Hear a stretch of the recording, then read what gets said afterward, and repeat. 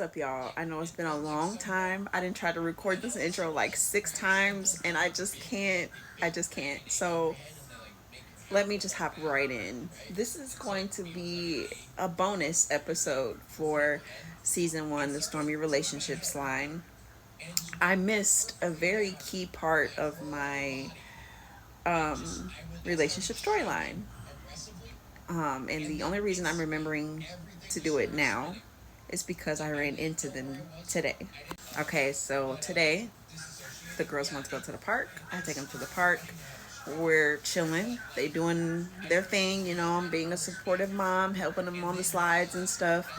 And this guy keeps staring at me. And guys are guys, so I didn't think of anything. I think anything of it at first. Um, I just thought like, oh, they're probably trying to figure out who I am. So I go, walking across the playground, and I hear, "Excuse me," and I turn around, and it's the guy that was staring at me. And he walks up, he gets closer to me, and he just stands there and he stares at me and he says, "Wow, it's you." Today, when I ran into him, he was with his people, and how he introduced me was, "This is the girl I've been looking for, my first love." And I was like, "What? I didn't know I was that to you, but I guess yeah, it was weird.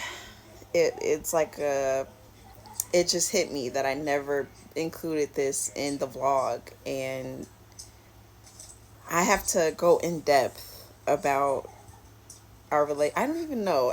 It was crazy. It was just fucking crazy. He said, "I found you. I've been looking for you everywhere. I didn't know you were still around." And I haven't seen this guy in years, so I didn't even think he was still around. So we started catching up. And this guy in question is actually the cousin of the guy that took my virginity. And I don't know how I missed this, because he was the next situation after that. And then after him is when I began serial dating, because I couldn't find my footing. So after his cousin took my virginity and that didn't work out, I actually met him at a party that his cousin was throwing. And he had a girlfriend at the time. I gave him a ride home, and basically he was like, "Take my information down. You seem cool. I want to get to know you." Now, I was like a high schoolers, and he's like 19, 20 years old. So I'm thinking like, what does this guy want to be friends with me for? And the very next day, he sent me a message, like basically like, "I'm attracted to you. I want to get to know more about you. Don't worry about that girl I was with. We're about to break up. I'm interested in you." And then the shenanigans began. We met up, just to kind of talk and fill each other out, get to know more about each other. And from then on, it was just kind of like we were inseparable. Like the first night we hung out together, we parked in a car and we just talked. After I got off work, I stopped and I saw him before I went home. And we actually ended up being intimate in the car. First time ever doing that. Was nervous as hell. We weren't in a relationship, but we were. He was the guy that kind of showed me a lot of maneuvers, if you will. So he was kind of like, he was what the guy that took my virginity was supposed to be. He was showing me how to please, how to find pleasure. A lot of our time that we spent together, it was doing intimate things. But we also spent quality time together. There was one time that I was on my monthly and we couldn't do anything, and he still wanted me to come see him. He bought me chocolate. We sat in the car. We talked. So there was like bits and pieces of us like actually like connecting. He came to the house. He drove my family out of town. Like, he came to the house. He met my family. not under like, oh, this is my guy. Like, he was the cousin of the guy that took my virginity. So he would come over with him to hang out with my brother, and that's how he met my family. They asked him to drive. We had to go to a basketball or baseball game or something like that, and they had him drive us there because, you know, we could drive in high school, but it was a highway drive, and he was older, so they had more confidence in him driving on the highway than us. We were the kids, so it was kind of like they didn't want anything to happen. Um, but things just, we weren't supposed to be together in the first place, so things did not end well at all. He didn't have a car, so I would help him out when I could with like rides, dropping him off, XYZ. But I never let him drive the car. That was the condition when I got my car. My parents told me, don't let anyone drive. Well, I don't know if you call it young, dumb, full of cum. I don't know, but I trusted him, and it was a really hot day in the middle of summer. This was my summer before senior year in high school. Hot outside. He was injured at the time, and he was going to like physical therapy, and he also had work. His job just so happened to be down the street from mine. So one day he needed to get to physical therapy. He didn't have a way there. He walked down to my job and asked me, can I take the car to physical therapy and I'll pick you up after work? I said, okay. Now, this is when everything sours. Everybody knew we were cool, but nobody knew we were doing what we were doing. So this is when it all came to light.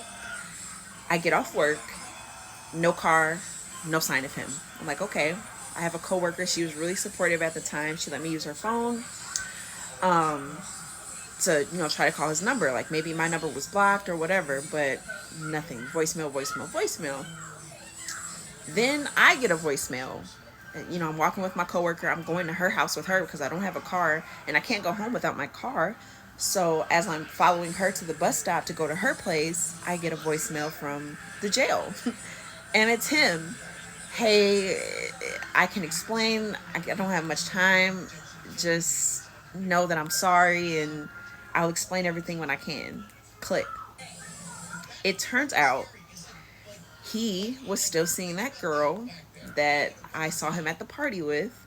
He let her drive the car, and I guess they were arguing, and she crashed the car into his father's house. So his father's house was damaged, my car was totaled, and now everybody knew that we were messing around. It hurt because I really did like him, and I was really hopeful that it would turn into something serious eventually. But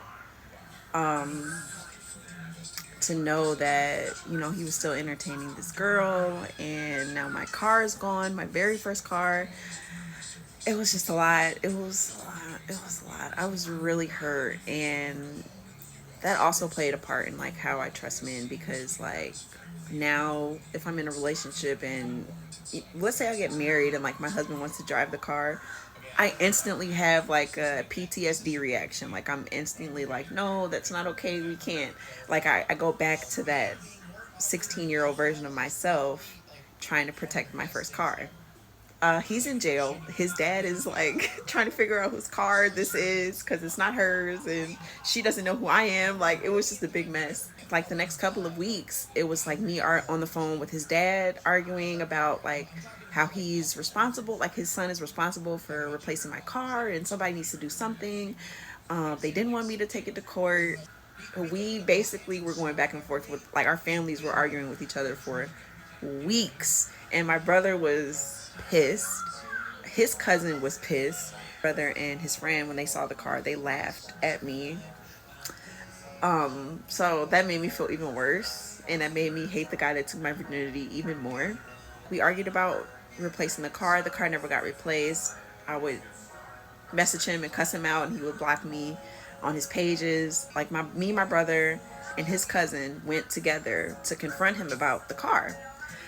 And he broke down basically and was like, I'm so sorry. I'm really in love with you, and I really want to be with you, but we're not allowed to be together, and I'm sorry about this. I'm sorry about everything. I don't know what to say, but I'm sorry. And I love you. Just please don't leave me. Just please don't leave me alone. Like, we took a walk around the block. We talked for hours, like with my brother and his cousin, like trying to figure out where do we go from here. And I was so mad. I was just basically like, well, fuck you. I don't want anything to do with you. You don't love me because you were messing with somebody else. Like, there's no way. Once I realized I wasn't going to get my car back and that, me and him were done, I blocked him and I just let it go. I kept it moving. I was angry about it for a long time. Like, I even tried to get one of my ex-boyfriends to, like, help me solve the situation. But he was like, just let it go. It's been so long. It was just a car. Just let it go. Whatever. Since then, I haven't seen this person until today.